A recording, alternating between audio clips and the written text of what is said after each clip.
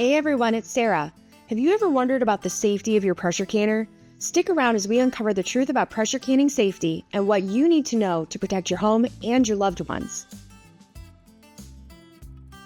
Some of the features on these pressure canners are safety features.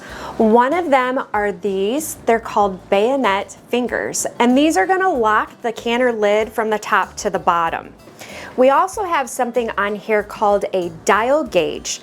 Your dial gauge is a visual representation of what pressure is inside the canner. Your dial gauge will wear out over time, so you need to make sure that every year you have your dial gauge tested at your local extension office.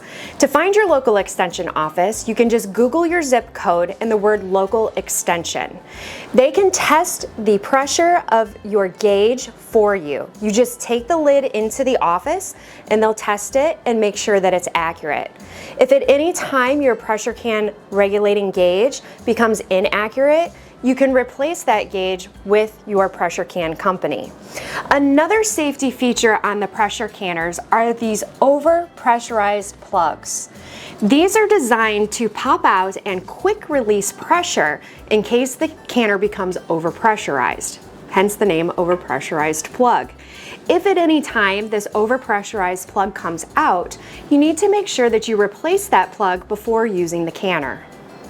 Before using your canner, you want to make sure that you oil the rim of the canner. This could be any food-based oil, so vegetable oil or canola oil, and all we're going to do is grease up the lid a little bit, and that's going to allow us to engage the lid and lock it. Now, we talked earlier about these bayonet fingers right here. So when you line the lid up and you turn it, those fingers are going to engage with the canner. This creates safety from the lid from the top to the bottom. Also, you have these wing nuts. These wing nuts come up and over the top of the canner, and then they get righty-tighty, lefty-loosey, tightened down on top of the canner. When you pull the wing nuts up and tighten them, you want to pull them up in opposite directions of each other and make sure that those are secure to the canner before you begin canning. Your canner is going to come with a weight, and this is a 3-piece weight with the All-American canner. This allows you to can at 5, 10, or 15 psi. So how do you know which one to use? Well, your canning books are going to give you an elevation chart.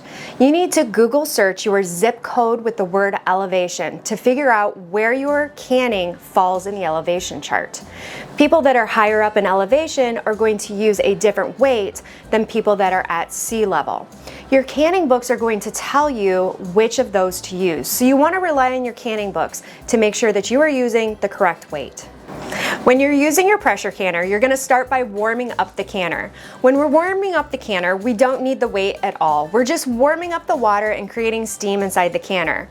Once this vent pipe starts to steam, we're going to start a timer for 10 minutes. That's called venting of the canner. That's going to push all of the air out of the canner and fill the entire canner with steam.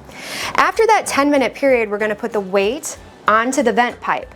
This is going to close off the steam and start to increase pressure. At this time, you don't need to touch the canner at all. And once it reaches pressure, you're going to turn down the fire a little bit until you can maintain pressure. At the end of your canning cycle, you're going to turn off the fire, and then you're going to allow the pressure canner to depressurize on its own. You never want to go and pull this weight off when the canner is under pressure. To know if your canner is under pressure, you're going to look at your dial gauge. Once the dial gauge has reached 0, you can safely remove the weight off the vent pipe. You're going to wait about another 10 minutes or so just to let the steam inside continue to escape, and then we're going to unlock the wing nuts and remove the canner lid away from our face. You never want to remove this too early. You never want to put it on too early. So make sure that you're following your canning book guides and refer to your manual often.